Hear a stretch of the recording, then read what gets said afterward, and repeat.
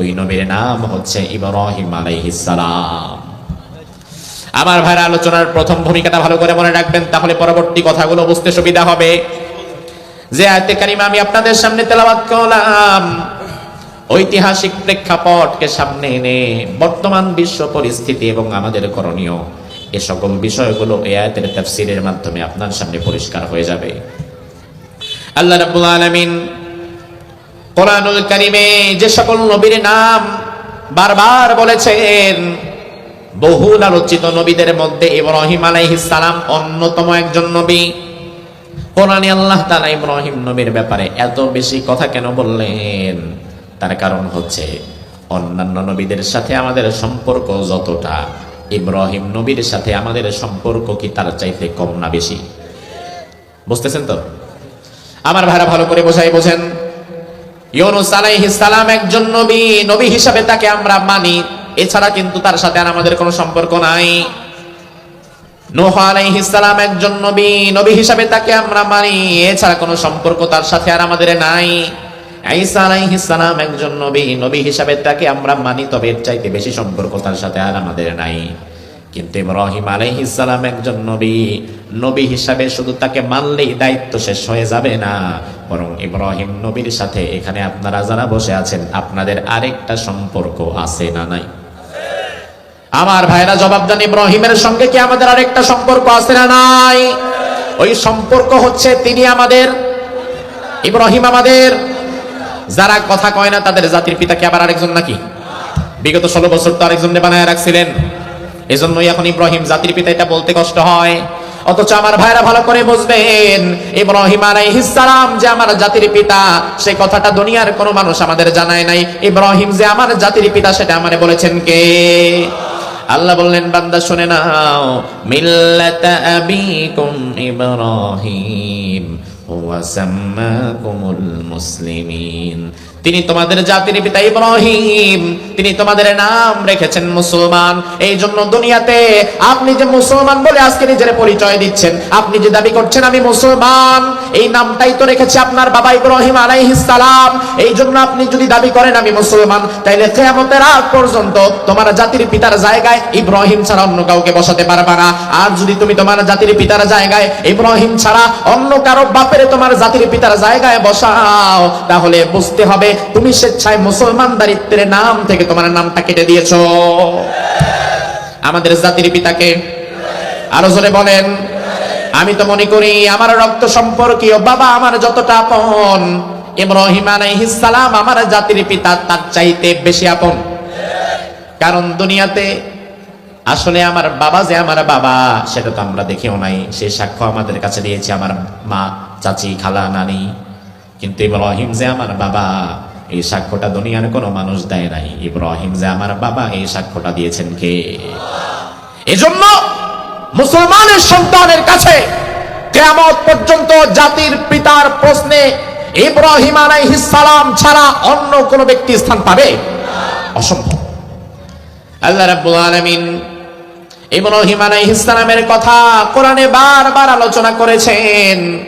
কেন আলোচনা করলেন? তার কারণ হচ্ছে আমার আল্লাহ আয়াতের মধ্যে বললেন, ইন্না ইব্রাহিমা কানা উম্মাতান কানিতান লিল্লাহি হানিফা। নিশ্চয়ই আমার ইব্রাহিম তিনি একা ছিলেন, তবে তিনি একা কোনো ব্যক্তি না, তিনি একাই ছিলেন একটা জাতির মতো শক্তিশালী। আল্লাহু আকবার। জাতি এবং ব্যক্তির পার্থক্য আছে না নাই?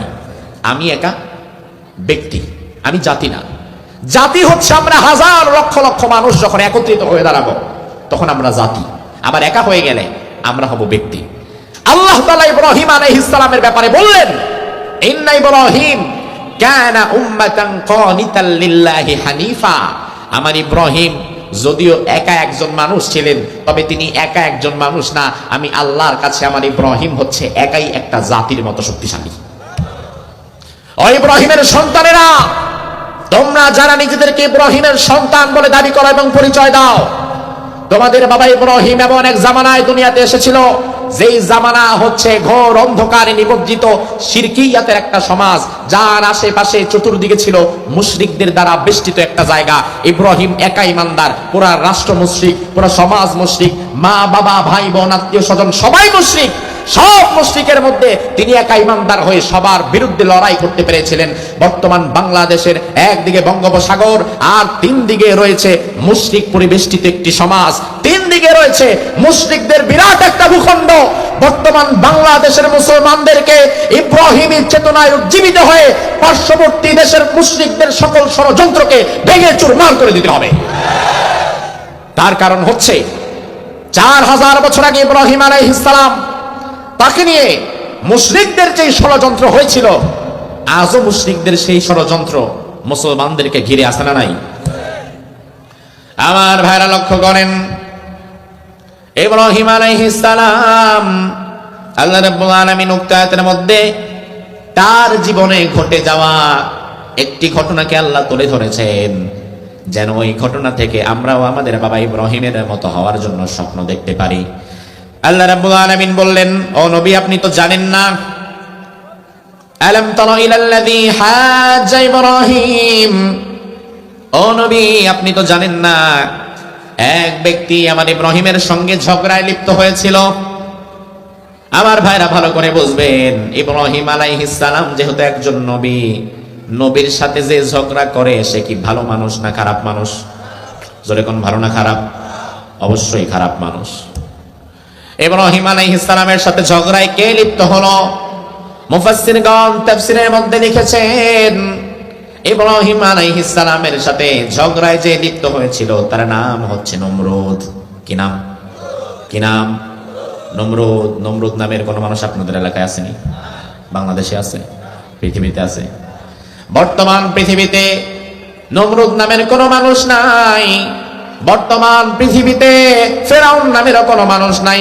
বর্তমান পৃথিবীতে আবু জাহাল, আবুল আহাব নামেরও কোনো মানুষ নাই। কিন্তু নাম রাখে মুসলমানের নাম, কিন্তু কাজে কর্মে ফেরাউনরে ফেল করে দেয়। নাম রাখে মুসলমানের নাম, কাজে কর্মে নমরুদরে ফেল মাইরা দেয়। এমন লোক আছে না নাই? আল্লাহ রাব্বুল আলামিন রাসূলুল্লাহকে জানাতে চাইলেন, ও নবী, হাজ্জা ইব্রাহিম, ইব্রাহিমের সঙ্গে ঝগড়ায় লিপ্ত হলো নমরুদ। ঝগড়ার বিষয়বস্তু হচ্ছে ফি রব্বিহি, রবের ব্যাপারে, রবের বিষয়ে ঝগড়া করা শুরু করেছে। আমার ভাইরা, মূল বিষয়টা হচ্ছে ইব্রাহিম আলাইহিস সালাম যুবক মানুষ, তরুণ যুবক। শিরকের সমাজে তিনি এক আল্লাহর সন্ধান পেলেন, সব জায়গায় এক আল্লাহর কথা তিনি বললেন। সব জায়গায় আল্লাহর কথা বলার পরে নমরুদের কানে খবর এলো, সামিআনা ফাতান ইয়াযকুরুহুম ইউকালু লাহু ইব্রাহিম। নমরুদকে গোয়েন্দা বিভাগ বলল, এমন একটা যুবক আপনার রাজ্যে আছে, যেই যুবকের নাম হচ্ছে ইব্রাহিম। ওই যুবক সব জায়গায় আপনার বিরুদ্ধে কথা বলে, ওই যুবক সব জায়গায় মূর্তির বিরুদ্ধে কথা বলে, আপনার বিরুদ্ধে কথা বলে। এবার নমরুদ বলল, তাই নাকি? কি বলে? সভাসদবর্গরা জানালো, ওই যুবক সব জায়গায় গিয়ে বলে, ও ভাইরা শুনে রাখো, নমরুদ আমাদের রব না, এই মূর্তিগুলো আমাদের রব না, আমাদের একজনই রব। তিনি কে? আরো জোরে কন। নমরুদ বলল, তাই নাকি? আমাকে রব মানে না? এত বড় সাহস! ইরাকের মধ্যে এত বড় সাহস কার হলো? ধরে নিয়ে আসো তাকে আমার কাছে। এবার ইব্রাহিম আলাইহিস সালামকে গোয়েন্দা বিভাগের লোকজন গিয়ে ডেকে আনলো, বললো, চলো ইব্রাহিম, নমরুদের রাজ দরবারে তোমাকে দেখা করার জন্য যেতে বলেছে। ইব্রাহিম আলাইহিস সালাম একা মানুষ, কিন্তু আলোচনার প্রথমাংশ মনে থাকলে জবাব দেন, আল্লাহর কাছে তিনি একা নাকি একটা জাতি? একা নাকি একাই 100? আপনার কাছে আমার কাছে তিনি হয়তো একা একজন ব্যক্তি, কিন্তু ইমানের বলে তার সাহস এতটা বেড়ে গিয়েছিল। আল্লাহ বলেন, কানা উম্মাহ। উম্মাহ শব্দের অর্থই হচ্ছে জাতি। আল্লাহ বললেন, আমার ইব্রাহিম তো ব্যক্তি না, আমার ইব্রাহিমের মাঝে পুরো একটা জাতির সাহস আমি ঢুকিয়ে দিয়েছি। আল্লাহু আকবার। ইব্রাহিম আলাইহিস সালাম একা মানুষ চলে যাচ্ছেন। তিনি যাওয়ার পরে দেখলেন নমরুদের রাজ দরবারে দুই পাশে হাজার হাজার মানুষ অস্ত্রধারী, অস্ত্র শস্ত্র নিয়ে বসে আছে। এই দৃশ্য দেখে তিনি এবার ঘাবড়ে যাওয়াটা স্বাভাবিক ছিল। তার কারণ এমন এক পরিবেশে তিনি এসেছেন যেখানে তিনি ছাড়া এক আল্লাহকে বিশ্বাস করে এমন কেউ নাই, সবাই মুশরিক। এবার নমরুদ ইব্রাহিম আলাইহিস সালামকে সবার আগে বলল, আনতা ইব্রাহিম, তোমার নাম কি ইব্রাহিম নাকি? ইব্রাহিম আলাইহিস সালাম বললেন, আমার নাম হচ্ছে ইব্রাহিম। এবার নমরুদ প্রশ্ন করলো, ইব্রাহিম, বেশি কথা বলার জন্য তোমারে ডাকি নাই, তোমার নামে কিছু অভিযোগ আমি পেয়েছি, অভিযোগের সত্যতা আমি জানতে চাই। এই অভিযোগের সত্যতা যাচাই বাছাই করার জন্য তোমারে একটা প্রশ্ন করব, ওই প্রশ্নটার সঠিক জবাব তুমি দিয়ে এখান থেকে চলে যাও। আর যদি জবাবটা ভুল হয় তাহলে আবার নাও যেতে পারো। এখানে এসেছো তোমার মতে, আর এখান থেকে বের হবা আমার মতে। ইব্রাহিম আলাইহিস সালামকে এবার নমরুদ কি প্রশ্ন করলো? আল্লাহ বললেন, ফি রাব্বিহি, রবের ব্যাপারে প্রশ্ন করলো। নমরুদ এবার ইব্রাহিমকে বলল, ইব্রাহিম, তুমি জবাব দাও, মার রব্বুকা ইয়া ইব্রাহিম, ও ইব্রাহিম জবাব দাও, কে তোমার রব? কে তোমার? আমার ভাই, ইব্রাহিম আলাইহিস সালামের প্রসঙ্গে পরে কথা বলি, আগে এই প্রশ্নটা যদি আপনাদেরকে এখন কেউ করে, জলঢাকার ভাইয়েরা জবাব দেন, কোটামারার ভাইয়েরা জবাব দেন, কে আমাদের রব? আবার জবাব দেন, কে আমাদের রব? ইব্রাহিম আলাইহিস সালামকে 4000 বছর আগে এই প্রশ্নটা করা হলো। ইব্রাহিম আলাইহিস সালাম 2025 সালের মানুষ নয়, আজ থেকে 4000 বছর আগে ইরাকের বাবেল নগরীতে তার জন্ম হয়। কোরআন নাজিলেরও 2500 বছর আগে ইব্রাহিম নবী দুনিয়াতে এসেছিলেন।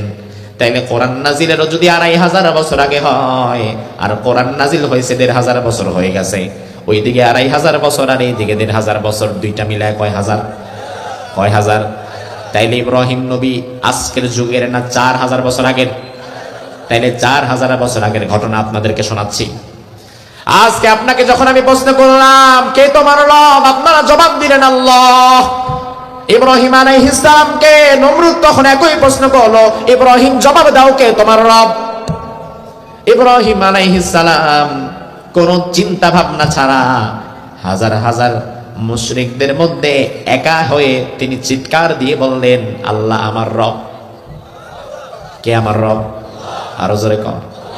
তবে আমার ভাইয়ের একটা মজার ব্যাপার লক্ষ্য করবেন, আজকে আপনি আল্লাহকে আল্লাহ বলে স্বীকার করলেন, স্বীকৃতি দিলেন, আর 4000 বছর আগে ইব্রাহিম যে আল্লাহকে আল্লাহ বলে স্বীকৃতি দিয়েছিল, আপনার আজকের স্বীকৃতি আর ইব্রাহিমের স্বীকৃতি কিন্তু এক নয়। তার কারণ হচ্ছে, আজকে আপনি এমন একটা সময়ে আল্লাহকে আল্লাহ বলে স্বীকৃতি দিলেন, যেই সময়ে আল্লাহকে আল্লাহ বলে স্বীকৃতি দিলে কোনো হামলা নাই, মামলা নাই, বিপদ নাই, মুসিবত নাই।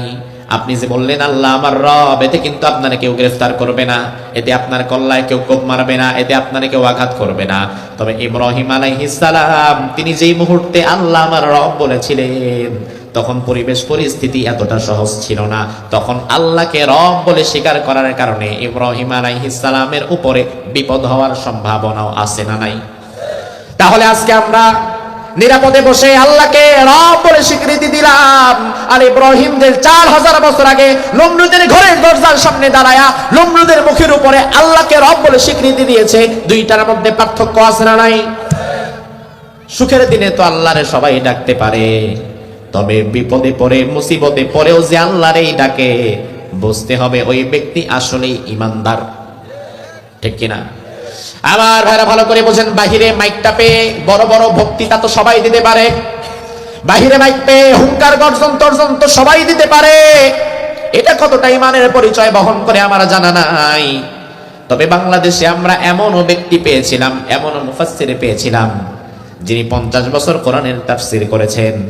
বাহিরে যেমন তিনি সিংহের মতো গর্জন দিয়ে মাথা উঁচু করে বেঁচেছিলেন, তাকে যখন ধরা হলো, গ্রেফতার করা হলো, ভেতরে যাওয়ার পরে তিনি ভয় পেয়ে যান নাই, বরং বাহিরে যেমন তিনি সিংহের মতো কোরআনের পক্ষে ছিলেন, ভেতরে যাওয়ার পরেও তিনি সিংহের মতো কোরআনের পক্ষেই ছিলেন। বরং তার কাছে হাজারো উপায় ছিল, তার কাছে হাজারবার নানাবিধ প্রলোভন তাকে দেখানো হয়েছিল। শুধুমাত্র তাকে বলা হয়েছিল, আপনি শুধুমাত্র আপনার মতাদর্শ পরিত্যাগ করেন, আর কিচ্ছু লাগবে না। আপনি শুধুমাত্র আপনার মতাদর্শ পরিবর্তন করেন। আপনার মতাদর্শ হচ্ছে জমিন যার আইন চলবে তার। এই মতাদর্শ পরিত্যাগ করে আপনি শুধুমাত্র অন্যদের মতো পীর মুরিদি করে বেড়ান, অন্যদের মতো প্রয়োজনে আপনি আর একটা ইসলামী দলও করেন, প্রয়োজনে আপনার যত টাকা লাগে, যত কর্মী লাগে, যা লাগে সব আপনারে দেওয়া হবে, সংসদে সিট দেওয়া হবে, যা যা প্রয়োজন সব দেওয়া হবে। শুধুমাত্র আপনি আল্লাহর জমিনে আল্লাহর বিধান কায়েম করা লাগবে, এই মতাদর্শ থেকে সরে দাঁড়ান। আমার ভাইরা, তিনি হাজারো প্রলোভন, হাজার উপায় তার সামনে যখন ছিল, একটা উপায়কেও তিনি গ্রহণ করেন নাই, বরং তিনি বলেছিলেন না, বরং আমি বাহিরে সারা জীবন আল্লাহর জমিনে আল্লাহর দিন কায়েমের কথা যেমন বলেছি, তোমরা আমারে কারাগারে নিয়ে এসেছো, তোমরা আমারে আবদ্ধ করে ফেলেছো, তোমরা আমারে জেলখানায় রেখেছো, রিমান্ড দিয়েছো, অত্যাচার দিয়েছো, এমনকি তোমরা যদি আমারে ফাঁসির মঞ্চেও নিয়ে যাও, ফাঁসির মঞ্চে গিয়েও আমি বলবো আল্লাহর জমিনে আল্লাহর দিন কায়েম করাই লাগবে। আমার একটাই কথা, তার এই যে এখন আওয়াজ উঠেছে, আমরা শান্তি চাই, আমরা ইনসাফের বাংলাদেশ চাই, আমরা জুলুম আর দেখতে চাই না, আমরা বৈষম্য আর দেখতে চাই না, ইনসাফের সুন্দর সমৃদ্ধির একটা বাংলাদেশ আমাদেরও স্বপ্ন আছে না নাই? আছে কিনা? ইনসাফের একটা বাংলাদেশ, আমি মনে করি বাংলাদেশে যত রাজনৈতিক দল আছে এটা সবারই স্বপ্ন, ঠিক কিনা? আমি এটা ব্যক্তিগতভাবে মনে করি। তার কারণ আমার ভাইরা, ইনসাফের বাংলাদেশ, ন্যায় নীতির বাংলাদেশ, বৈষম্য যে বাংলাদেশে থাকবে না, যে বাংলাদেশে জুলুম থাকবে না, চাঁদাবাজি থাকবে না, টেন্ডারবাজি থাকবে না, একের হক অপরে মেরে খাবে না, এমন একটি সুন্দর বাংলাদেশ দেখার স্বপ্ন আজকে আপনাদের আছে না নাই? আছে না নাই? 54 বছর পার হয়ে গিয়েছে, বাংলাদেশের জন্ম হয়েছিল, বাংলাদেশের বয়স এখন 54 বছর, 55 বছর। এই 54 বছরের বাংলাদেশে ইনসাফের রাজনীতি আমরা খুব একটা দেখি নাই। এই 54 বছরের বাংলাদেশে ন্যায় নীতি সাম্য আমরা দেখি নাই, বরং আমরা দেখেছি স্বাধীনতার পর শুধুমাত্র দলের পালাবদল হয়েছে, নেতার পালাবদল হয়েছে, কিন্তু সিস্টেমের কোনো পালাবদল হয় নাই। এজন্য আমার ভাইরা, আজ আমি আপনাদের বলতে চাই, শহীদ আল্লামা দেলোয়ার হোসেন সাঈদী রাহিমাহুল্লাহ, তিনাকে 13 বছর কারাগারে কাটাতে হতো না, তিনাকে আজ কারাগারের মধ্যে শহীদ হতে হওয়া লাগতো না, যদি তিনি জমিনে আল্লাহর আইন প্রতিষ্ঠার এই মতবাদ থেকে সরে দাঁড়াতেন। কিন্তু তিনি সরে দাঁড়ান নাই, তার কারণ হচ্ছে তিনি ভালো করেই জানতেন এই জমিনে ততদিন পর্যন্ত ইনসাফ কায়েম হবে না, শান্তি আসবে না, যতদিন না পর্যন্ত জমিনে কোরআনের শাসন কায়েম না হবে। এজন্য আমার ভাইরা, 2024-এর 5ই আগস্ট আবু সাইদ মুগ্ধ আর হাজারো ছাত্র জনতার মধ্য দিয়ে যে বিপ্লব আমরা পেয়েছি, যে স্বাধীনতা আমরা পেয়েছি, এই স্বাধীনতার মধ্য দিয়ে যে বাংলাদেশ আল্লাহ আমাদেরকে দিয়েছে, এই বাংলাদেশে আমরা যদি ন্যায় নীতি ইনসাফ কায়েম করতে চাই, তাহলে কোরআনকে প্রতিষ্ঠা করা ছাড়া অন্য কোনো উপায় আমাদের কাছে আর নাই। ও আমার জাতি, বিশ্বাস করো, সমাজতন্ত্রের মাধ্যমে শান্তি আসবে না, গণতন্ত্রের মাধ্যমে শান্তি আসবে না, অন্য কোনো মতবাদের মাধ্যমে শান্তি আসবে না। শান্তির একটাই পথ, সেটা হচ্ছে ইসলাম। আগামীর বাংলাদেশে ইসলামকে আমরা রাষ্ট্র ক্ষমতায় দেখতে যাই।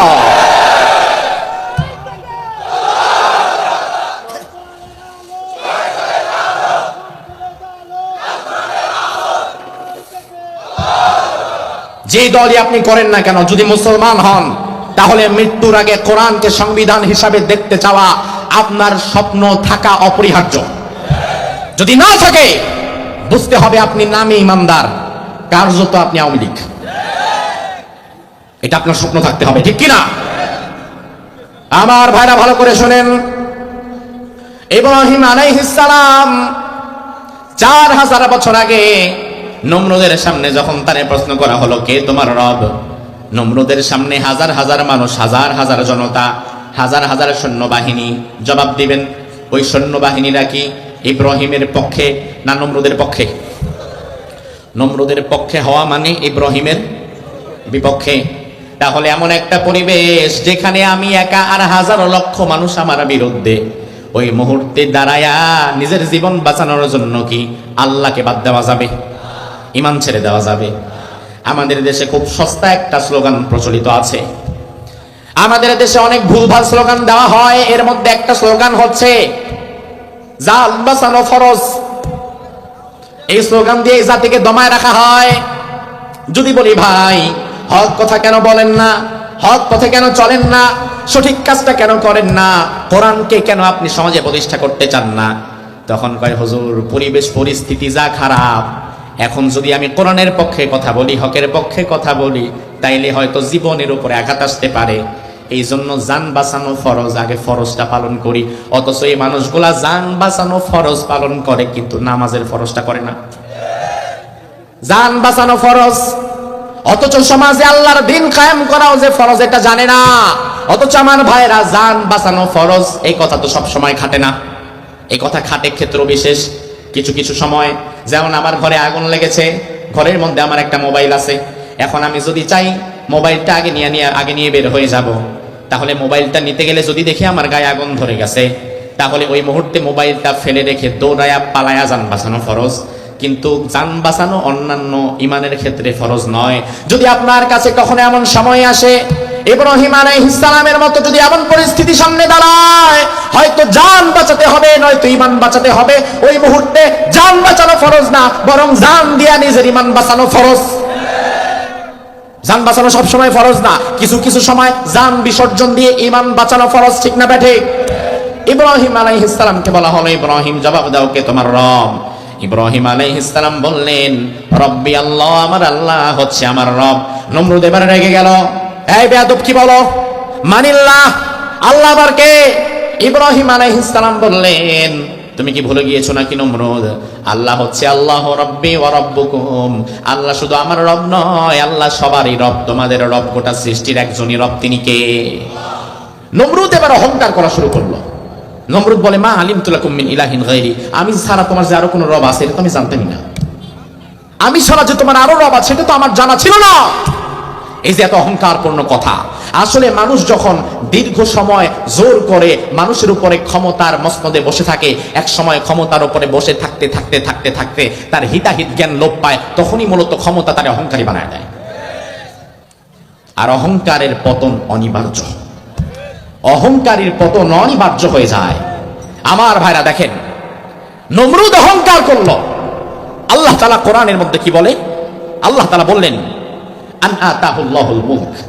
অথচ নমরুদ যে অহংকার করলো, ক্ষমতার অহংকার, এই ক্ষমতা তো নমরুদকে আমি দিয়েছিলাম। কে দিয়েছিল? জোরে কোন, কে দিয়েছিল? দুনিয়াতে ফেরাউনকে ক্ষমতা কে দিয়েছিল?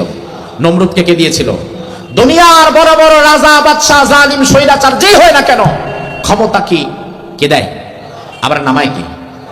আল্লাহ বললেন, কুলিল্লাহুম্মা মালিকাল মুলকি তুতিল মুলকা মান তাশা ওয়া তানজিউল মুলকা মিম্মান তাশা ওয়া তুইজ্জু মান তাশা ওয়া তুযিল্লু মান তাশা বিয়াদিকাল খায়র ইন্নাকা আলা কুল্লি শাইইন কাদির।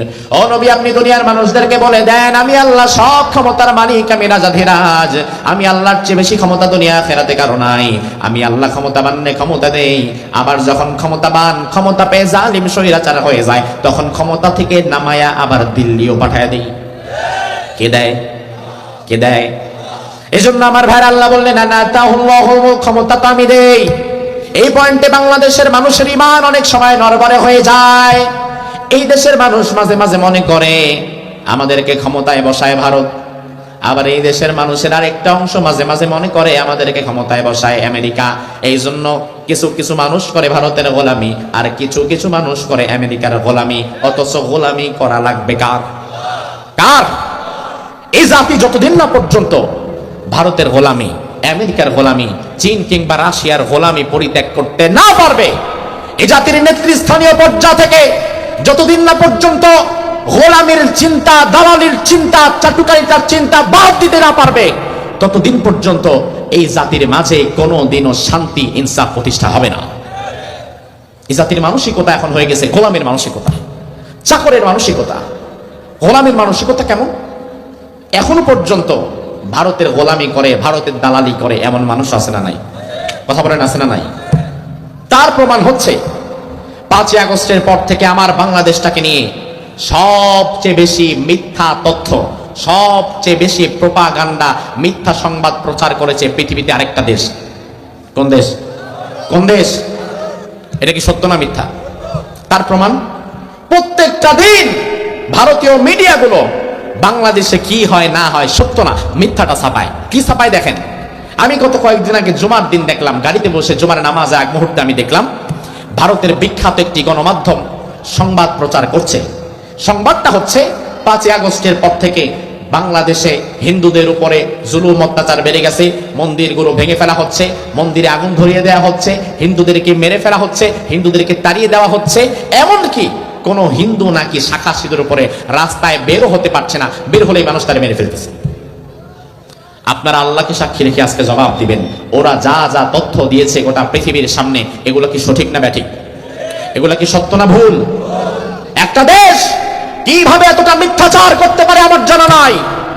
এইভাবে মিথ্যাচার করে করে গোটা পৃথিবীর সামনে আমার 56,000 বর্গ মাইলের বাংলাদেশটাকে তারা নেগেটিভ ভাবে উপস্থাপন করতে চায়, যেন পৃথিবীর অন্যান্য দেশগুলো বাংলাদেশের আর কোনো প্রবাসী না নেয় এবং প্রবাসীদেরকে যেন তারা তাড়াতাড়ি বাংলাদেশে পাঠিয়ে দেয়। বাংলাদেশের অর্থনীতিকে ক্ষতিগ্রস্ত করার জন্য সুকৌশলে প্রতিটা মুহূর্তে মুহূর্তে পার্শ্ববর্তী দেশের দালাল সাংবাদিকগুলা আমার দেশটাকে নিয়ে মিথ্যা তথ্য ছড়াচ্ছে। অথচ আমার ভাইয়েরা জবাব দেন, 5ই আগস্টের পরে আপনাদের এই এলাকার কয়জন হিন্দুকে আপনারা মেরেছেন? আমি জানতে চাই, নীলফামারী থেকে হিন্দু আছে না নাই? জল ঢাকায় কি হিন্দু ভাইরা আছে না নাই? 5ই আগস্টের পরে একজন হিন্দুকে মেরেছেন? একটা মন্দিরও ভেঙেছেন? একজন হিন্দুর ব্যবসা নষ্ট করেছেন? এতেই প্রমাণ হয় ভাত হয়েছে কিনা বোঝার জন্য পাতিলের 2-1টা ভাত টিপলেই হয়ে যায়, সব ভাত বেড়ে টিপা লাগে না। আমরা নীলফামারীকে দিয়ে টেস্ট করে বুঝে গেলাম নীলফামারীতে যেহেতু হয় নাই, বাকি 63টা জেলায় হয় নাই। বরং বাংলাদেশের মানুষ যদি একবার তোমাদের মতো সন্ত্রাসবাদ, উগ্রবাদ আর ধর্মান্ধতাকে উস্কে দিত, তবে স্বাধীনতার 54 বছর লাগে না, 24 ঘন্টার মধ্যে আমরা হিন্দুদেরকে প্যাকেজ করে মামু বাড়িতে পাঠিয়ে দিতে পারতাম। কিন্তু এই ইতিহাস আমাদের আছে? বলেন আছে? আমরা মন্দির ভাঙি, আমরা হিন্দুদেরকে আক্রমণ করি, করি না মানে কি করবো না কখনো, কারণ আমার ধর্ম এটা আমার শিখাই নাই, আমার ইসলাম এটা আমার শিখায় নাই। অথচ তোমরা আমাদেরকে সাম্য, ন্যায়, নীতি আর ইনসাফের কথা বলো। লজ্জা থাকা দরকার তোমাদের, কারণ তোমরা সেই দেশের নাগরিক যেই দেশ 92 সাল থেকে নিয়ে একের পর এক মুসলমানদের মসজিদ ভেঙে আসতেছে। 92 সালে তোমরা প্রথম বাবরি মসজিদ ভাঙলা, মুসলমানদের 400 বছরের ঐতিহ্যবাহী মসজিদ তোমরা ভেঙে ফেললা। তার প্রতিবাদে বাংলাদেশে একটা মন্দিরও আমরা ভাঙি নাই। গত মাসখানেক আগে 200 বছরের পুরনো একটা মসজিদকে ভারতের গুজরাটে ভেঙে চুরমাচুর করে দেওয়া হলো। নরেন্দ্র মোদীর বাহিনীরা মসজিদটাকে উড়িয়ে দিল, শেষ করে দিল। তার প্রতিবাদে আমরা প্রতিবাদ মিছিল করেছি, প্রতিবাদ জানিয়েছি। তবে বাংলাদেশে কোনো মন্দিরের উপরে আমরা আক্রমণ করি নাই। তার কারণ ওখানে মসজিদ ভাঙবে, এখানে মন্দির ভাঙবো, এই নিয়ম ইসলাম আমাকে শেখায় নাই। আমি আমার ধর্মকে সম্মান করি এবং আমার পাশে যে হিন্দুর বসবাস, আমি তার ধর্মটাকেও সম্মানের জায়গায় রাখি। আমি আমার ধর্ম পালন করছি, তুমি তোমার ধর্ম পালন করছো, লাকুম দীনুকুম ওয়ালিয়া দিন। আমাদের মাঝে কোনো ভেদাভেদ নাই। তবে হ্যাঁ, পার্শ্ববর্তী দেশের দালাল মিডিয়াগুলা নরেন্দ্র মোদীর মদত পুষ্ট হয়ে, বিজেপির মদত পুষ্ট হয়ে বাংলাদেশকে নিয়ে যে মিথ্যা সংবাদ প্রচার করছে, তার বিরুদ্ধে আমাদের প্রতিবাদ করার দরকার আছে না নাই? জোরে বলেন, আছে না নাই? প্রতিবাদ করবে কি শুধু হুজুররা? কারা কারা? দুর্ভাগ্যজনক হচ্ছে প্রতিবাদ করে আলেম ওলামা, আর সেখানে সারা দেয় আপনাদের মতো তাওহীদি ধর্মপ্রাণ দেশপ্রেমিক জনতা। কিন্তু তাদের বিরুদ্ধে প্রতিবাদের প্রথম সবকটা আসা দরকার ছিল যারা বাংলাদেশে রাজনীতি করে, ওই রাজনৈতিক দলের নেতাদের মুখ থেকে। কারণ আপনারা বাংলাদেশের প্রতিনিধিত্ব করেন, ক্ষমতায় যেতে চায়, অথচ ভারতের ভয় পায়, ভারতের পাঁচাটা গোলাম হয়ে যায়, এমন লোক আছে না নাই? অনেক দল থেকে ভারতের এই মিথ্যা তথ্যের বিরুদ্ধে কোনো প্রতিবাদ করা হয় নাই। তার কারণ হচ্ছে ওই সকল দলের নেতাকর্মীরা চিন্তা করেছে, যদি এই মুহূর্তে ভারতের বিরুদ্ধে আমরা শক্ত প্রতিবাদ করি, তাহলে আগামীর নির্বাচনে ভারত হয়তো আমারে আর সাপোর্ট দিবে। এই ভয় হয়তো তারা ভারতের অন্যায়ের বিরুদ্ধে, মিথ্যা সংবাদের বিরুদ্ধে আর মুখ খোলে না।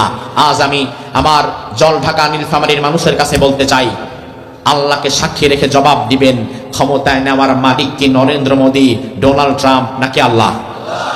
আবার জবাব দেন, ক্ষমতায় নেওয়ার মালিক কে?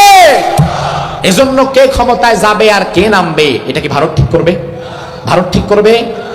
আমার নীলফামারীর ভাইরা বিশ্বাস করো, আজ আমি সে সকল রাজনৈতিক দলের নেতা এবং কর্মীদের বলে দিতে চাই, যারা ভারতের বিরুদ্ধে ভয়ে মুখ খুলতে চায় না, যারা ভয় পেয়ে চুপচাপ বসে থাকে, আজ আমি তোমাদের বলে দিতে চাই, আমার মাইকের আওয়াজ যাদের কানে ঢুকছে তাদের আমি বলে দিতে চাই, আগামীর বাংলাদেশে কে ক্ষমতায় যাবে আর কে ক্ষমতা থেকে নামবে তা ভারত ঠিক করবে না। ঠিক কিনা? আগামীর বাংলাদেশে কে ক্ষমতায় যাবে আর কে ক্ষমতা থেকে নামবে তা ভারত, আমেরিকা, চীন, রাশিয়া কেউ ঠিক করবে না, তা ঠিক করবে বাংলাদেশের 18 কোটি মুসলমান।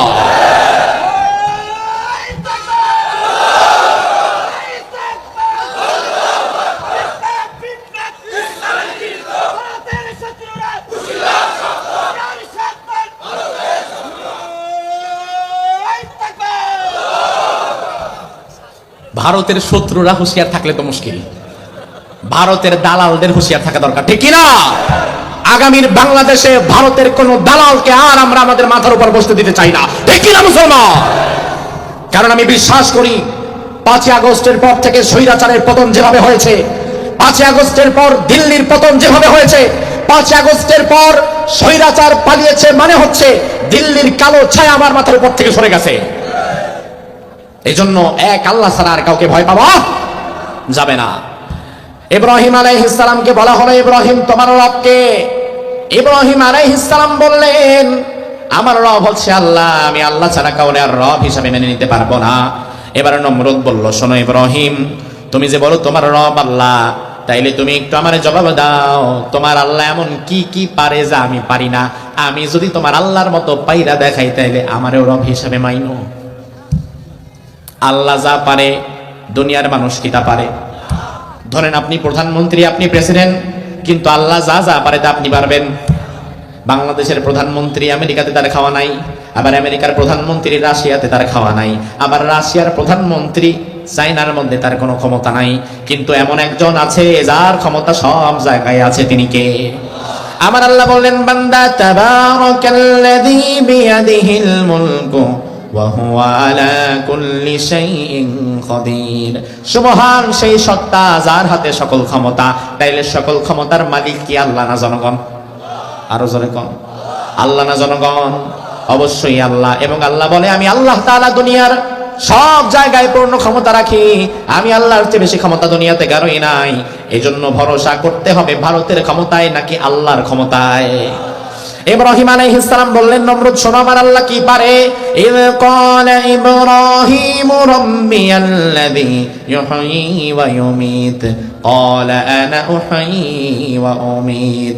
ইব্রাহিম আলাইহিস সালাম বললেন, শুনে নাও, আমার আল্লাহ এমন ক্ষমতাবান, আমার আল্লাহ জীবন দেয়, আবার আমার আল্লাহ মরণ দেয়। জীবন দেয় কে? মরণ দেয় কে? জীবন এবং মরণের মালিক হচ্ছে আল্লাহ তাআলা। তবে তোমার দেশের যে সংবিধান বানানো আছে, তোমার দেশের সংবিধানের মধ্যে কিন্তু একটা ধারা আছে, ওই ধারার মধ্যে উল্লেখ করা আছে, যদি কোনো মৃত্যুর দণ্ড প্রাপ্ত আসামি জীবন ভিক্ষা চায় রাষ্ট্রপতির কাছে। কার কাছে? কার কাছে? যদি কোনো মৃত্যুদণ্ড প্রাপ্ত আসামি জীবন ভিক্ষা চায় রাষ্ট্রপতির কাছে, তাইলে রাষ্ট্রপতি চাইলে বিশেষ ক্ষমতা বলে জীবন ভিক্ষা দিতে পারে। নাউজুবিল্লাহ, বাসায় গিয়ে বলবে জীবন নাকি ভিক্ষা দিতে পারে, জীবন বাঁচাতে পারে। ও মুসলমান, তোমার দেশে শান্তি নাই কেন জানো? কারণ তোমার দেশের সংবিধানে সরাসরি এক আল্লাহর ক্ষমতা নিয়ে শিরিক করা হয়।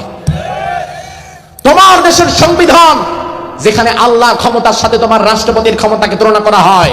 যদি ইনসাফ প্রতিষ্ঠা করতে চাও, যদি শান্তি প্রতিষ্ঠা করতে চাও, এবং শিরকি সংবিধানকে ডাস্টবিনে নিক্ষেপ করে আল্লাহর কোরআনকে সংবিধান বানাতে প্রস্তুত হও, এছাড়া সমাজে শান্তি আসবে না। ডক্টর কামালের লেখা, নাস্তিক মুরতাদ মানুষের লেখা সংবিধান মুসলমান কোনদিন তার সংবিধান হিসাবে মানতেই পারে না, ঠিক কিনা? ইব্রাহিম আলাইহিস সালাম বললেন, আমার আল্লাহ জীবন দেয়, আবার আমার আল্লাহই মরণ দেয়। এবার নমরুদ কয়, তাই নাকি? তাহলে বিষয়টা মনে হয় আমিও পারবো। আনা উহয়ী ওয়া উমীত, জীবন আমিও দিতে পারবো, মরণ আমিও দিতে পারবো। আপনারা একটু জবাব দেন, ও কি পারবে? পারবে, কারণ ওর জীবনটাও যার দান, তিনি কে? ইব্রাহিম আলাইহিস সালাম বললেন, কিভাবে পারবা দেখি। এবার নমরুদ সাথে সাথে ইব্রাহিম আলাইহিস সালামের কথা শুনে কারারক্ষীকে বললেন, যাও জেলখানা থেকে 2 জন কয়েদিকে বের করে নিয়ে আসো। 2 জন ফাঁসির আসামি, যাদের ফাঁসির অর্ডার হয়ে গেছে, এমন 2 জন আসামি জেলখানা থেকে বের করে নিয়ে আসো। আনা যখন হলো নমরুদের সামনে, নমরুদ এবার নিজে একটা তলোয়ার হাতে নিয়ে একজন আসামির কল্লা বরাবর একটা কোপ দিলেন। সাথে সাথে কল্লা উড়ে গেল, জমিনে পড়ে গেল, লোকটা মরে গেল। আর আরেকজনের দিকে তাকায় বললেন, যা, তোরে মাফ করে দিলাম, রাষ্ট্রপতির মতো জীবন ভিক্ষা দিলাম, চলে যা। তার মানে নমরুদ যেমন ক্ষমতায় গিয়া প্রাণ ভিক্ষা দেওয়ার নাটক করতো, তোমার সংবিধানে রাষ্ট্রপতিরে মোটামুটি একটা নমরুদ বানায় দিছে। নমরুদ একজনকে মেরে ফেললো, আর একজনকে বললো যাও তুমি চলে যাও, তোমার মুক্তি দিলাম। ইব্রাহিম আলাইহিস সালামের দিকে তাকিয়ে বলল, ইব্রাহিম হ্যাঁ কাদা, এই যে এইভাবে আমি কাউরে জীবন দেই, কাউরে মরণ দেই, তাহলে তোমার আল্লাহ যা পারে আমি তো তাই পারি। কিসের সাথে কি? পান্তার হাতে ঘি। আল্লাহর ক্ষমতার সাথে ওর ক্ষমতা মিলাচ্ছে, অথচ আমার আল্লাহ তো অস্তিত্ব থেকে আমাকে অস্তিত্বে আনতে পারেন। আবার 1000 বছর পর, আমার মৃত্যুর 1000 বছর পর, লাখো বছর পর কিয়ামতের ময়দানে আবার আমাকে যিনি জিন্দা করতে পারেন তিনি কে? এটা কি নমরুদ পারবে? না। অথচ মুফাসসিরগণ এখানে চমৎকার একটা বিষয়কে কোট করেছেন। দেখেন, নমরুদ মূলত যে দুইজন আসামিকে জেলখানা থেকে বের করে আনলো, একজনকে মেরে ফেললো, আরেকজনকে ছেড়ে দিল। মুফাসসিরগণ বলেন নমরুদ মূলত সেদিন যাকে মেরে ফেলেছিল তার তলোয়ার দিয়ে ওই ব্যক্তি মূলত ছিল নির্দোষ। সমাজের মানুষ চক্রান্ত করে, ষড়যন্ত্র করে তাকে ফাঁসালো, ফাঁসিয়ে এরপরে জেলখানার মধ্যে ঢুকালো, বিচারে তার ফাঁসির রায় হয়ে গেল, কিন্তু ব্যক্তিটা নির্দোষ। নির্দোষ মানুষ জেল খাটে, ফাঁসির আসামি হয়, এমন ইতিহাস শুধু নমরুদের যুগে ছিল, পৃথিবীতে আর কখনো কোথাও হয় নাই। হয়েছে কিনা? নির্দোষ মানুষদেরকে বিগত দিনে ধরে ধরে জেলখানা রন্ধ প্রকোষ্ঠে রাখা হয়েছে, নির্দোষ মানুষগুলোকে রাখা হয়েছিল আয়না ঘরে, আর হারামজাদাদেরকে রাখা হয়েছিল সংসদে। নমরুদ যাকে মারল, মুফাসসিরগণ বলেন আসলে এই লোকটা ভালো মানুষ, হ্যাঁ তার রাজুলু সালেহ, এই লোকটি ভালো মানুষ, তার কোনো দোষ ছিল না, অথচ নমরুদ ভালো মানুষটাকে মেরে ফেলছে। আর যে ব্যক্তিকে নমরুদ ছেড়ে দিল, এই ব্যক্তি ছিল মূলত ইরাকের বাবেল নগরীর 20 জন মানুষকে হত্যার আসামি, তাকে ছেড়ে দিল। তার মানে হচ্ছে দুনিয়ার বুকে নমরুদীয় শাসন ব্যবস্থার প্রথম সাইন, প্রথম লক্ষণ হচ্ছে সমাজের নিরীহ নিরপরাধ মানুষকে দোষী বানিয়ে মিথ্যা মামলা দিয়ে কারারুদ্ধ করে মেরে ফেলা, আর সমাজের প্রকৃত দোষী ব্যক্তিদেরকে নিরপরাধের লেবাস পরিয়ে বাহিরে ছেড়ে দেওয়া। এটা হচ্ছে নমরুদীয় শাসন ব্যবস্থার একটা রূপ। বিগত দিনেও কিন্তু আমরা এর ব্যতিক্রম কিছু দেখি নাই। কথা কি ঠিক না বেঠিক? আমার ভাইরা ভালো করে বোঝেন, বিগত দিনে আমরা কি দেখলাম? কোরআনের কথা বলে, হাদিসের কথা বলে, এমন আলেমরা বাহিরে উন্মুক্ত থাকতে পারে নাই, কথা বলতে পারে নাই। কারো কথা বন্ধ করে দেওয়ার জন্য কাউকে পাঠানো হয়েছে আয়না ঘরে, কাউকে পাঠানো হয়েছে কারাগারে, কাউকে পাঠানো হয়েছে ফাঁসির সেলে, আবার কেউ হয়তো কোরআনের কথা বলতে না পেরে তাকে দেশ থেকে দেশের বাহিরে বেরি করে দেওয়া হয়েছে। ডক্টর মিজানুর রহমান আজহারী ভাই 5 বছর বাংলাদেশে প্রবেশ করতে পারে নাই। কি কারণ? তিনি কি খারাপ মানুষ? আপনারা জবাব দেন, তিনি খারাপ মানুষ? তিনি চোর, ডাকাত, হত্যাকারী, ধর্ষণকারী? না, সহজ সরল একজন মানুষ। মিজানুর রহমান আজহারী ভাই কিন্তু আজকেও মাহফিল করেছে। জানেন কোথায়? সিলেটে মাহফিল করেছে। সিলেটে আজকে মিজানুর রহমান আজহারী ভাই যখন মাহফিল করলো, তখন একটা ন্যাক্কারজনক খারাপ ঘটনা ঘটে গেছে। এটা হয়তো অনেকে আপনারা জানেন না। লক্ষ লক্ষ মানুষ সিলেটে আজ মিজানুর রহমান আজহারী মাহফিল করছে, এমন সময় হয়তো সুপরিকল্পিতভাবে কিছু মানুষ এক চেটিয়া এক কিনারে দাঁড়িয়ে দাঁড়িয়ে বারবার হট্টগোল করছিল, বিশৃঙ্খলা করছিল, আওয়াজ তুলছিল, যার ফলে তিনি কথা বলতে পারছিলেন না। অবশেষে আজ মিজানুর রহমান আজহারী ভাই কষ্ট পেয়ে আলোচনা শেষ না করার আগেই তিনি আলোচনা বন্ধ করে মোনাজাত দিয়ে উঠে গেছেন এবং তিনি বলে গেছেন, সিলেট যা করেছো তোমরা আজ মনে রাখবো এটা আমি। এই কথা বলে মজলুম একজন মানুষ কথা বলতে না পেরে মোনাজাত করে বিদায় হয়ে গেছে। পরিকল্পিতভাবে তার মাহফিলটা নষ্ট করে দেওয়া হলো। আসলে কোরআনের মাহফিলে যারা বিশৃঙ্খলা করে এরা কি ভালো না খারাপ? ভালো না খারাপ? আল্লাহ বললেন, ওয়াকালাল্লাযীনা কাফারু লা তাসমাউ লিহাদাল কুরআন ওয়ালগাউ ফীহি লাআল্লাকুম তাগলিবুন। ও নবী, কাফেররা বলে লা তাসমাউ লিহা, তোমরা কোরআন শুনতে যেও না, ওয়ালগাউ ফীহি লাআল্লাকুম তাগলিবুন, বরং যেখানে কোরআনের আলোচনা হয়, কোরআনের মজলিস কায়েম হয়, ওই কোরআনের মজলিসের মধ্যে গিয়ে তোমরা হট্টগোল করো, বিশৃঙ্খলা করো, ফাসাদ সৃষ্টি করো। তার মানে তোমরা যারা আজকে মিজানুর রহমান আজহারী ভাইয়ের মাহফিল মাহফিলটা পরিকল্পিতভাবে বিশৃঙ্খলাকারী হয়ে ভেঙে দিলা, নষ্ট করে দিলা। বুঝতে হবে তোমাদের মধ্যে আবু জেহেলের ভাইরাস ঢুকে গেছে, ঠিক কিনা? আজ আমরা যদি এই দৃশ্য ঘটাতে থাকি, তিনি আর এভাবে বাহিরে মাহফিল করবে না, তিনি আর এভাবে আপনাদের সামনে কথা বলবে না। তবে আমরা আমাদের এই রত্নকে হারাতে চাই না। আমরা চাই আগামীবার মিজানুর রহমান আজহারি ভাই উত্তরবঙ্গেও একটা মাহফিল করুন। এটা আমরা চাই কিনা? নীলফামারীতে আবার একটা মাহফিলে তিনি আসুক, এটা আমরা চাই কিনা? তবে নীলফামারীর মানুষ যেন সুশৃঙ্খল হয়, এটা আমাদের কামনা, এটা আমাদের কাম্য, এটা আমাদের বাসনা। আমার ভাইরা, যেটা বলছিলাম, দুনিয়ার বুকে নমরুদীয় শাসন ব্যবস্থা বোঝার উপায় হচ্ছে, যেই জামানায়, যেই যুগে, যেই সমাজে, যেই রাষ্ট্রে ভালো ভালো মানুষগুলোকে ধরে ধরে জেলের বন্দী আর কয়েদি বানানো হয়, আর খারাপ মানুষগুলোকে সমাজের সামনে আদর্শ এবং মডেল হিসাবে উপস্থাপন করে দেওয়া হয়, বুঝতে হবে ওই জামানায় নমরুদীয় শাসন ব্যবস্থা কায়েম হয়ে গেছে। তার প্রমাণ বিগত 16 বছরে আমরা দেখলাম, যারা কোরআনের কথা বলে, ইসলামের কথা বলে, আল্লাহর জমিনে আল্লাহর দিন কায়েমের কথা বলে, সে সকল আলেম মুফাসসির, তাদেরকে ধরে ধরে ফাঁসির কাস্টে ঝুলিয়ে দেওয়া হয়েছে, তাদেরকে ধরে ধরে কারারুদ্ধ করে ফেলা হয়েছে, তাদেরকে যাবজ্জীবন দিয়ে আটকে ফেলা হয়েছে, তাদেরকে দেশ থেকে বের করে দেওয়া হয়েছে। অন্যদিকে 2 টাকার নর্তকী এমন খারাপ মানুষগুলোকে ধরে ধরে নির্বাচন ছাড়াই সংসদের মধ্যে বসে দেওয়া হয়েছে। অসম্মানিত মানুষকে সম্মানের জায়গায় বসানো আর সম্মানিত মানুষকে অসম্মান করা, এটা হচ্ছে নমরুদীয় শাসন ব্যবস্থার একটা লক্ষণ। আগামীতে ফেরাউনি শাসন ব্যবস্থা, নমরুদী শাসন ব্যবস্থা, সব শাসন ব্যবস্থার দিন শেষ, আল কোরআনের শাসন ব্যবস্থারই হবে বাংলাদেশ। ইব্রাহিম আলাইহিস সালাম তিনি দেখলেন এই পাগল এভাবে বোঝানো যাবে না। অবশেষে ইব্রাহিম আলাইহিস সালাম তিনি এবার নমরুদকে বললেন, তুমি যদি আমার রব হতে চাও তাহলে শুনে রাখো, قال إبراهيم فإن الله يأتي بالشمس من المشرق فأت بها من المغرب। ও নমরুদ, শুনে নাও, আমার রব এমন আল্লাহ, তিনি জীবিতকে মৃত করে আবার মৃতরে জীবিত করে। শুধু তাই নয়, আমার রব এমন আল্লাহ, তিনি প্রতিদিন পূর্ব দিগন্ত থেকে সূর্যকে উদিত করে, আবার পশ্চিম দিকে আমার রব সূর্যকে ডুবায় দেয়। প্রত্যেক দিন যে পূর্ব দিগন্ত থেকে সূর্য ওঠে আবার পশ্চিমে ডুবে যায়, এটা কার হুকুমে, কার ইশারায়? এবার ইব্রাহিম আলাইহিস সালাম বললেন, তুমি যদি আমার রব হতে চাও তাহলে আগামী দিন সকাল বেলায় সূর্যটারে পশ্চিম দিক থেকে টাইনা তুলো। পারবে নাকি? পারবে, পারবে। অবশেষে আল্লাহ বললেন, ফাবুহিতাল্লাযী কাফার। নমরুদ এবার এই কথা শুনে হা করে দাঁড়ায় আছে, মুখে আর কোনো কথা নাই। এরপরে আমার আল্লাহ বললেন, ওয়াল্লাহু লা ইয়াহদিল কওমাল যালিমিন। আমি আল্লাহ তাআলা কখনো দুনিয়ার কোনো জালিমরে হেদায়েত দেই না। আবার ভালো করে বোঝেন, আয়াতের বাকি অংশগুলো ছিল ঐতিহাসিক প্রেক্ষাপট, আর আয়াতের শেষ অংশটা দুনিয়ার মানুষের জন্য কিয়ামত পর্যন্ত শিক্ষা। আমার আল্লাহ বললেন, ওয়াল্লাহু লা ইয়াহদিল কওমাল যালিমিন। আমি আল্লাহ তাআলা দুনিয়ার কোনো জালিমকে কখনো হেদায়েত দেই নাই, দেব না, আর কখনো দিচ্ছিও না। তার মানে দুনিয়াতে মানুষের উপরে যারা জুলুম করবে, জুলুমকারী যা যা হারাবে, ওই হারানোর লিস্টে প্রথম যেটা থাকবে সেটাই হচ্ছে হেদায়েত। তার কপাল থেকে আল্লাহ তাআলা হেদায়েতটা তুলে নিয়ে যাবে।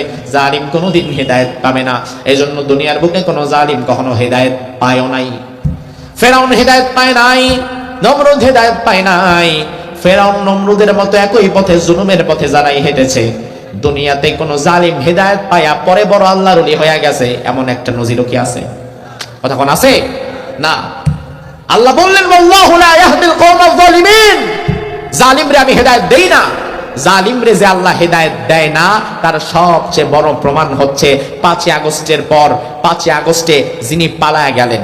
আমরা তো ভাবলাম হয়তো এই সুযোগে যেহেতু চলে গেছে, হয়তো এবার সে নীরবে নিভৃতে চলে যাবে, বাকিটা জীবন সিজদায় পড়ে কাঁদবে, তওবা ইস্তেগফার করবে, নিজের পূর্বের ভুলগুলোর জন্য আল্লাহর দরবারে ক্ষমা চাইবে, অনুশোচনা করবে, অনুতপ্ত হবে। কিন্তু অবাক হয়ে গেলাম, 5 আগস্টে পালিয়ে যাওয়ার পর বিগত দিনের ভুলের জন্য অনুশোচনা, অনুতপ্ত হওয়া তো দূরে থাক, বরং সীমানার কাছে আইসা মাঝে মাঝে আবার উকি ঝুঁকি দেয় এবং কর্মীদেরকে ফোন দিয়া বলে, তোমরা রেডি থাকো, আমি যে কোনো সময় আইসা আবার নতুন ভাবে আরেক চক্রান্ত করবো।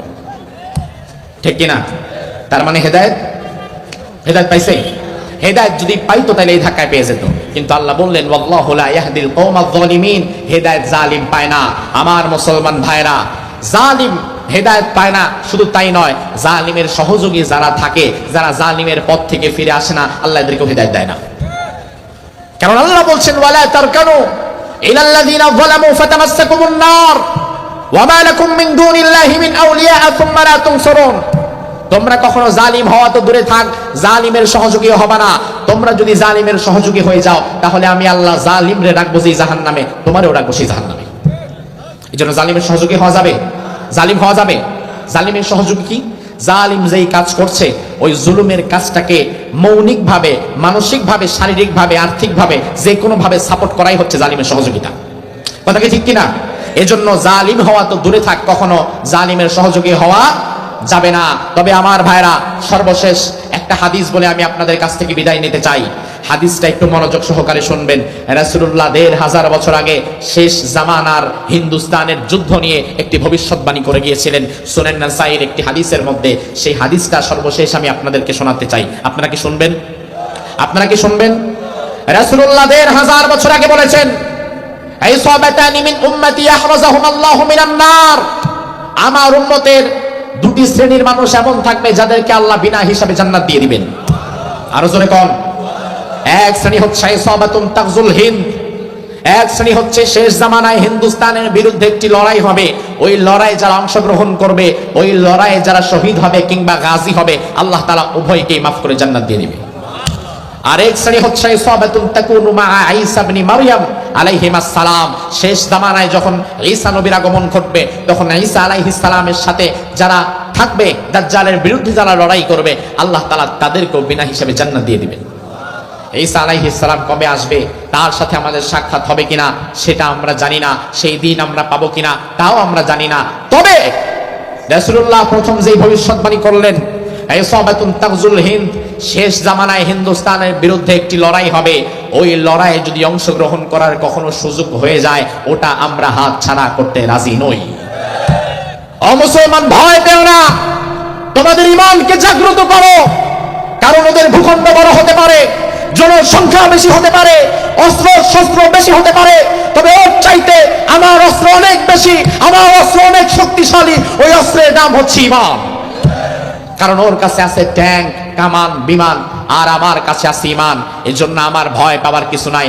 আমি তো মনে করি ভারত বিভিন্ন উস্কানি দিয়ে, এবং গত 2 দিন আগে চাপাই নবাবগঞ্জের শিবগঞ্জ বর্ডারের কাঁটাতারের বেড়া খোলার জন্য ভারতের বিএসএফ এসেছে। কাঁটাতারের বেড়া খুলে বাংলাদেশের জায়গা দখল করার মতো ষড়যন্ত্র তারা করেছিল। চাপাই নবাবগঞ্জের শিবগঞ্জের বাংলাদেশের বর্ডার গার্ড বিজিবি সীমান্তের অতন্দ্র প্রহরী হয়ে তাদের চোখে চোখ রেখে তাদের সাথে মোকাবেলা করে স্থানীয় মানুষের সহযোগিতায় বাংলাদেশের ভূখণ্ডকে আবার পুনর্দখল করেছে, ফিরিয়ে এনেছে। আজ আমরা বলে দিতে চাই, আমার বাংলাদেশের বর্ডার গার্ড বিজিবিকে তার পূর্ণ শক্তি এবং ক্ষমতা ফিরিয়ে দাও। এখন থেকে আমার বর্ডার গার্ড ভারতের বিএসএফ এর সামনে মাথা নিচু করে আর চলবে না, বরং তাদের চোখে চোখ রেখে কথা বলবে। গোলামি করার দিন শেষ হয়ে গেছে, চাপা চাটার দিন শেষ হয়ে গেছে। বাংলাদেশের মুসলমান আর কখনো দিল্লির গোলাম হবে না। আমার ভাইরা ভালো করে শুনে নাও, রাসূলুল্লাহর হাদিস অনুযায়ী শেষ জামানায় ভারতের বিরুদ্ধে যদি আমাদেরকে লড়াই করতে হয়, আমাদেরকে যদি সংগ্রাম করতে হয়, ওই লড়াইয়ে কারা প্রস্তুত থাকবা, হাত তুলে আমাদের দেখাও।